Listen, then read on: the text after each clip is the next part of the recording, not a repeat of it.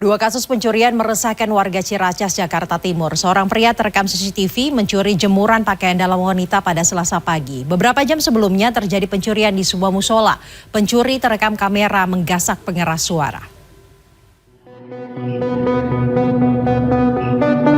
Pencurian jemuran pakaian milik warga terekam kamera pengawas. Pria dengan penampilan seperti hendak bekerja ini awalnya mondar-mandir memastikan lokasi aman. Ia kemudian mencuri sejumlah pakaian dalam yang dijemur di depan rumah warga.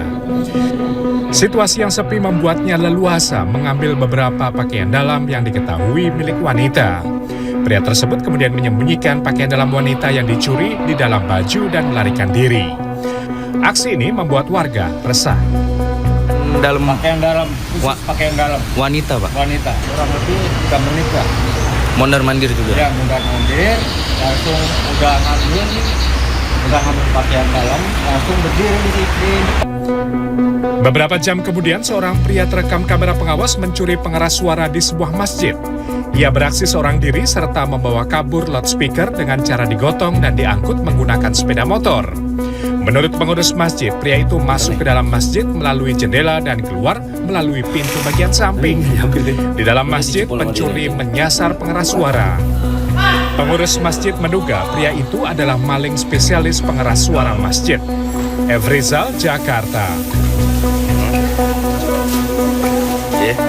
Sepasang kekasih dikeroyok sejumlah orang di sebuah warung coto di Makassar. Penganiayaan itu terjadi ketika mereka mempertanyakan mengapa ada salah satu pelanggan coto yang mengacungi jari tengah kepada mereka. Video yang memperlihatkan sepasang kekasih dikeroyok sejumlah orang di sebuah warung coto ini menjadi viral di media sosial. Peristiwa itu terjadi pada Senin lalu di warung coto di Jalan Abdullah Daeng Siroa, Kecamatan Panakukang, Kota Makassar, Sulawesi Selatan. Korban yang sedang makan coto marah karena diacungi jari tengah oleh seorang pelanggan coto yang lain. Namun ketika korban mempertanyakan maksud orang tersebut, ia malah dikeroyok sejumlah orang. Bukan hanya itu, tersangka pelaku juga merampas ponsel milik korban. Setelah peristiwa itu terjadi, anggota kepolisian sektor Panakukang menangkap 2 pria yang diduga melakukan penganiayaan tersebut pada Kamis dini hari. Saat ini kedua tersangka ditahan di Polsek Panakukang.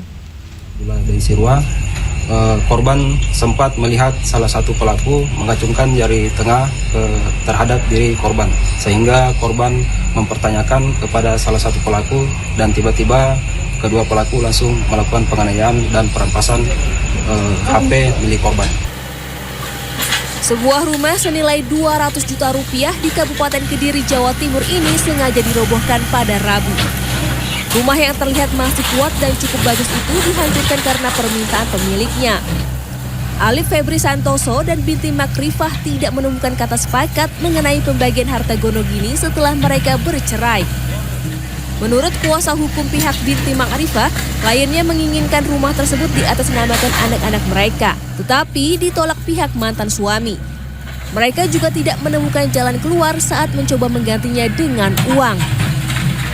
Awalnya dari pihak klien kami bahwa ini pengennya ini diberikan kepada anak.